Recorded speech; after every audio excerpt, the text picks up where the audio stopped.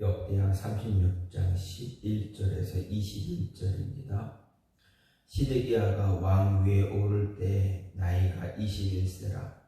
예루살렘에서 11년 동안 다스리며 그의 하나님 여호와 보시기에 악을 행하고 선지자 예레미야가 여호와의 말씀으로 일러도 그 앞에서 겸손하지 아니하였으며, 또한 느부갓네살 왕이 그를 그의 하나님을 가리켜 맹세하게 하였으나 그가 왕을 배반하고 목을 곧게 하며 마음을 완악하게 하여 이스라엘 하나님 여호와께로 돌아오지 아니하였고, 모든 제사장들의 우두머리들과 백성도 크게 범죄하여 이방 모든 가증한 일을 따라서 여호와께서 예루살렘에 거룩하게 두신 그의 전을 더럽게 하였으며, 그의 조상들의 하나님 여호와께서 그의 백성과 그 거하시는 곳을 아끼사 부지런히 그의 사신들을 그 백성에게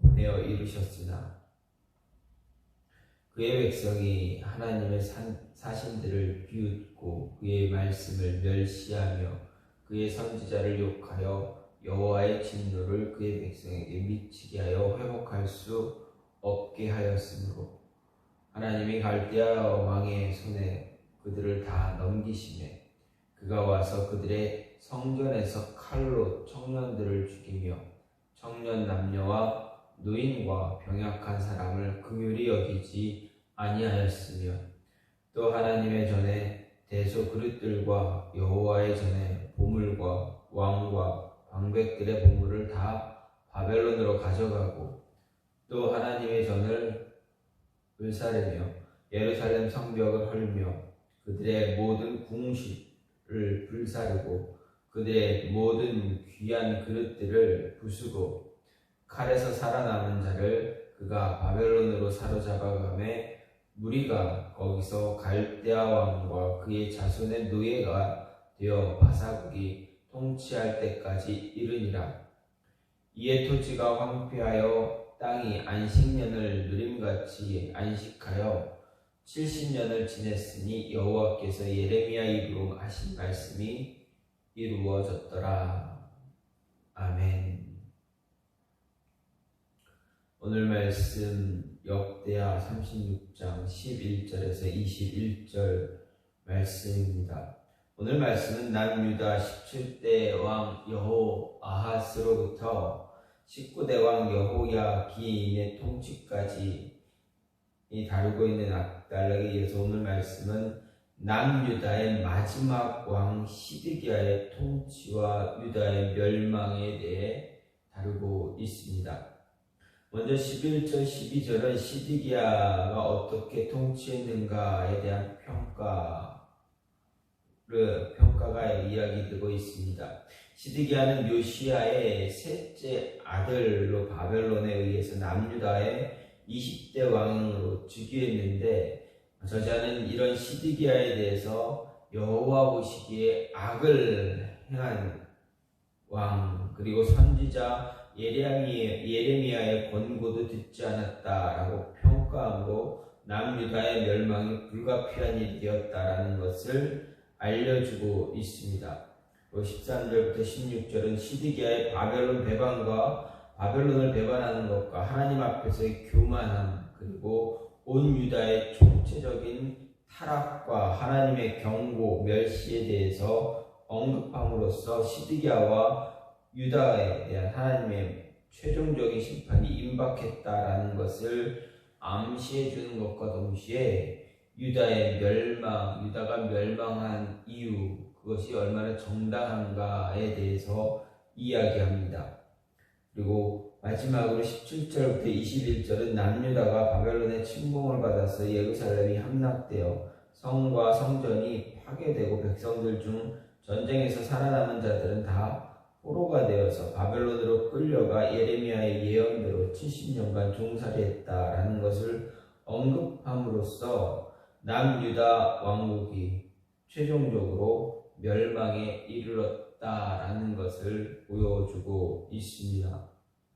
이런 말씀 가운데 오늘 말씀을 통해서 우리가 생각할 수 있는 것은, 우리는 항상 주어진 교훈이 있으면 그 교훈을 따라서 살아야 한다. 그 교훈이 우리의 삶을 바르게 인도할 수 있도록 그 교훈을 잘 따르는 자가 되어져야 한다라는 이야기입니다. 12절 말씀, 11절, 12절 말씀을 보게 되면 시드기야가 왕 위에 오를 때 나이가 21세라 예루살렘에서 11년 동안 다스리며 그의 하나님 여호와 보시기에 악을 행하고 선지자 예레미야가 여호와의 말씀으로 일러도 그 앞에서 겸손하지 아니했다라고 분명하게 이야기합니다.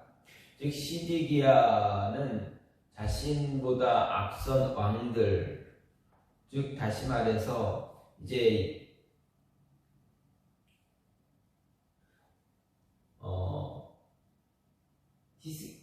요아스, 자신의 앞선 왕인 요아스 이후 요아스의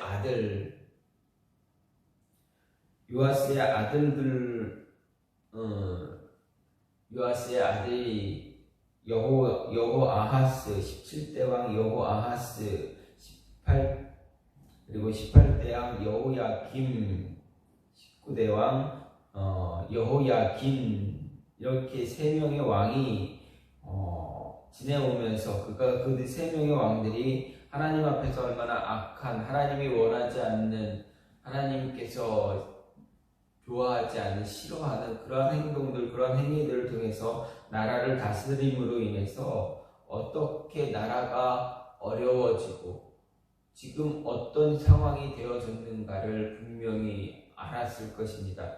또한 오늘 말씀을 보게 되면 선지자 예레미야가 하나님의 말씀을 시드기야에게 끊임없이 전하고 있었다라는 것을 알 수가 있습니다.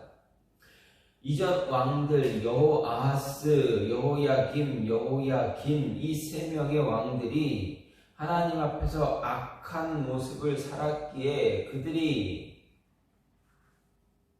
이 나라가 이렇게 되지 않았습니까? 그들의 당신의 아버지 요시야가 당신의 아버지 요시야는 어떻게 했습니까? 하나님 앞에서 선한 모습으로, 하나님이 보시기에 좋은 모습으로, 하나님 앞에서 정직하게 행함으로 그렇게 살아왔으므로, 그렇게 나라를 다스림으로 인해서 그 시대가 얼마나 번영을 했는지, 얼마나 좋은 모습으로, 또 요시야의 모습, 요시야의 이름이 이 나라가 주변 나라에 어떤 영향을 주었는지에 대해서 분명히 이야기했습니다. 끊임없이 교훈을 줌으로 인해서 시드기야로 하여금 하나님 앞으로 돌아와라 분명하게 이야기했습니다. 그럼에도 그러한 교훈을 들었음에도 불구하고, 그러한 가르침을 들었음에도 불구하고 시드기야는 어떻습니까? 여호와 보시기에 악하게 행하고, 또 말씀으로 일러도 저주의 말씀으로 그 말씀을 계속 가르쳐줌에도, 교훈함에도 불구하고, 권면함에도 불구하고 겸손하지 않았다라는 것입니다. 그뿐입니까? 16절 말씀을 보면 그의 백성이 사신 그의 백성들뿐만 아니라 모든 제사장들, 그리고 백성들, 그리고 그들에게 어떻게 합니까? 하나님께서 시드기야뿐만 아니라 백성들에게까지도 사신들을 보내서 백성들에게 의해서 돌아와라, 그렇게 하면 안 된다, 그런 모습 하면 안 된다, 그렇게 끊임없이 얘기했을 때 16절 말씀은 어떻게 합니까? 그의 말씀, 사신들을 비웃고, 하나님의 사신들을 비웃고 그의 말씀을 멸시하며 그의 선지자를 욕하여 하나님의 진노를 그 백성에게 미치게 하여 회복할 수 없게 했다, 분명히 이야기합니다. 가르침을 주어도 가르쳐 주어도 교훈을 주어도 이렇게 가면 안 됩니다. 끊임없이 하나님께서 예레미야뿐만 아니라 또 다른 사신들, 하나님의 선지자들, 하나님의 사람들을 끊임없이 보내서 이야기했음에도 불구하고 시드기야와 백성들은 어떻습니까? 돌이키지 않습니다. 아무리 좋은, 아무리 훌륭한 가르침이 있더라도 마음이 변하지 않고 하나님께 회개하지 않고 돌아오지 않으면 어떻게 됩니까? 그 결과는 불을 뻔하다라는 것입니다. 그렇기에 교훈이 우리의 삶을 바르게 인도하기 때문에 그 교훈대로 주어진 교훈이 우리에게 있으면 그 교훈을 잘 되새기며 바른 길을 갈 수 있는 그런 모습을 가져야 합니다. 왜 그렇습니까? 교훈은 우리의 실제 삶에 덕을 주는 것이지 해를 주는 것이 아니기 때문에 그렇습니다. 시드기야가 조상들의 여호와 앞에서 악을 행하고 심판받고 징계당하는 것을 보면서 시드기야는 자신의 조상들 바로 앞에 자신의 형제들, 조상들만이 아니라 자신의 형제들만 보아도 여호야김, 여호아스만 보더라도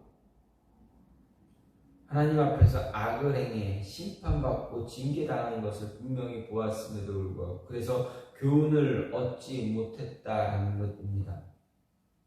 주어진 교훈을 따라 삶을 겸손하게 바꿀 수 없으면 하나님의 진노만 있을 뿐이다. 따라서 어떻게 해야 됩니까?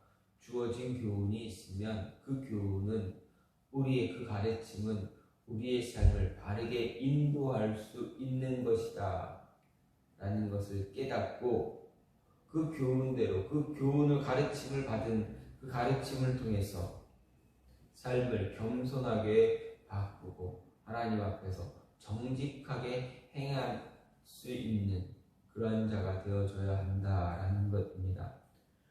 또 한 가지는 우리 입 밖으로 내는 말을 꼭 지킬 수 있는 자가 되어줘야 합니다.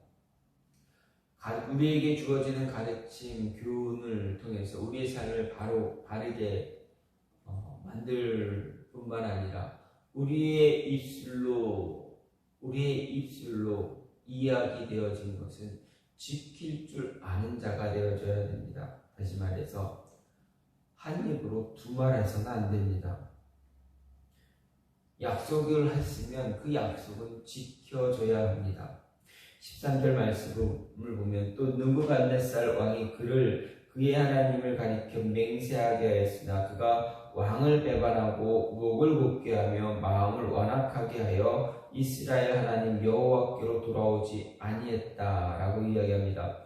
분명 느부갓네살 왕이 이 시드기야에게 하나님을 가리켜서 맹세하라.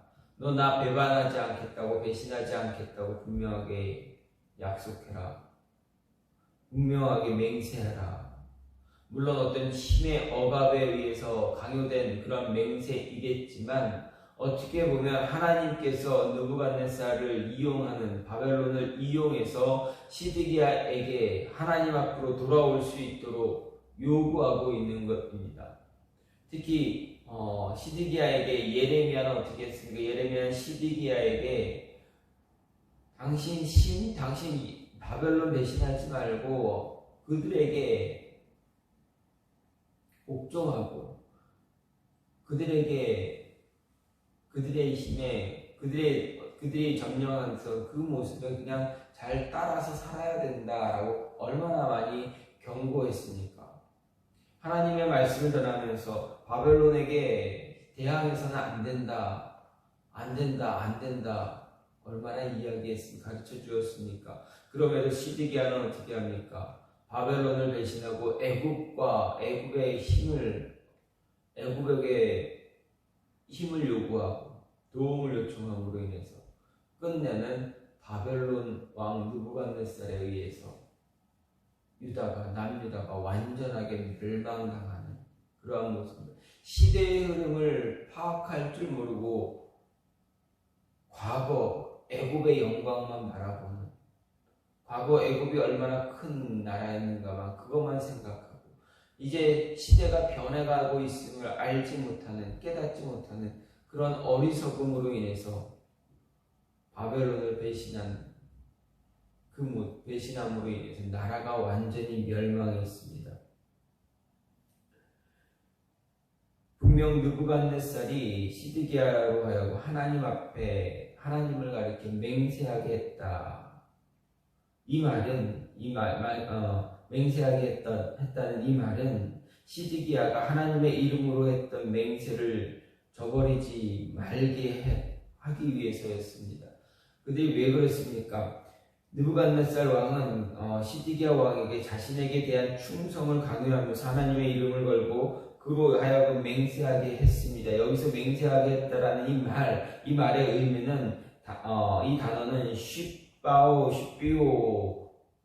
원형 사바흐는 숫자 7을 의미하는 단어입니다. 동일한 어원에서 유래한 말로 7번 말하다라는 의미를 지니고 있습니다. 그렇다면 7번 하나님께 맹세를 시켰다라는 것입니다.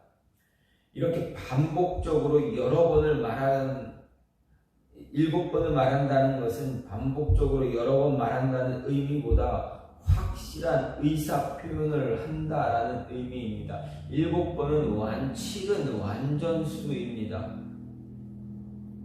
그렇기 때문에 이 단어가 맹세라는 뜻을 지니게 되었다는 것은 고대 근동에서 맹세라는 것이 어떤 사람의 완전한 의사표현이었다라는 것을 나타내주고 있습니다. 당시 맹세는 흔히 그들이 섬기는 신들이나 왕 등 자신보다 더 고귀한 신분을 지닌 대상을 두고 했던 것입니다. 느부갓네살 왕은 그에게 충성을 강요하기 위해서 시드기야로 하여금 유다의 하나님 여호와의 이름을 두고 맹세하게 했습니다. 이스라엘 자손들의 경우 하나님의 경우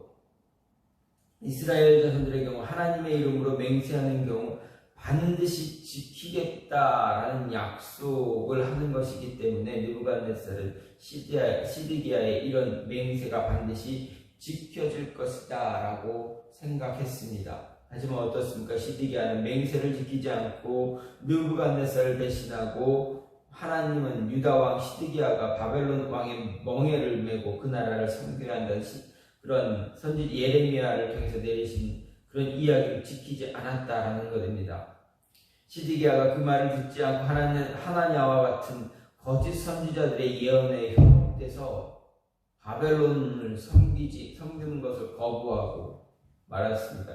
결국 애굽의 사자를 보내서 애굽의 힘을 의지했지만 어떻게 됩니까? 바벨론에 의해서 멸망당하고 맙니다.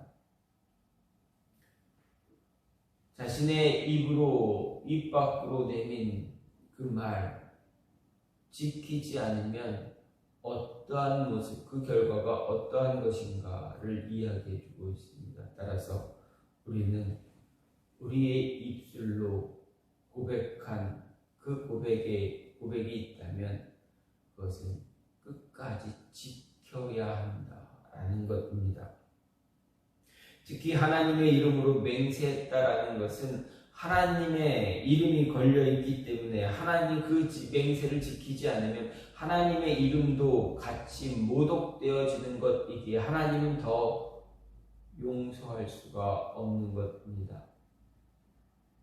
그렇기에 성경은 분명하게 이야기합니다. 맹세하지 마라. 하나님의 이름으로 맹세하지 말라. 분명하게 이야기하고 있습니다. 하나님의 이름으로 맹세하고 그 맹세를 지키지 않는 것은 하나님의 영광을 스스로 짓밟아 버리는 것과 다름이 없습니다. 하나님의 이름을 조롱하는 것과 마찬가지입니다. 시드기야는 하나님의 이름을 스스로 짓밟고 조롱함으로 인해서 하나님의 심판이 불가피해지는 것을 어쩔 수가 없었다라는 것입니다.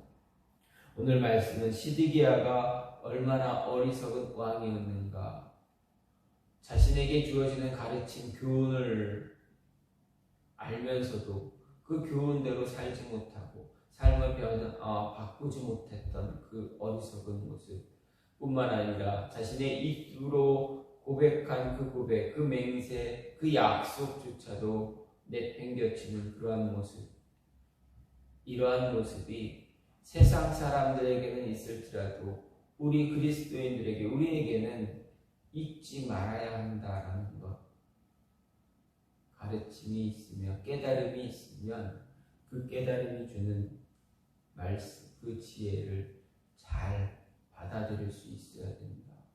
그리고 한 입으로 두 말하는, 말과 행동이 불일치하는 그런 모습 갖지 말아야 된다라는 것. 우리의 삶이 잘못되어지면 우리가 입으로 고백하고 삶에서 지키지 않으면 우리 스스로만, 우리 내 이름만 조롱하는 것이 아니라 하나님의 이름을 조롱하는 것과 다름이 없다라는 것 기억하시고 삶에서 그리스도인답게, 하나님의 자녀답게 바른 삶을 살 수 있는 모습이 있기를 간절히 소망합니다. 이 시간 같이 기도하기 원하는 것은 하나님, 우리의 삶이 하나님께서 보시기에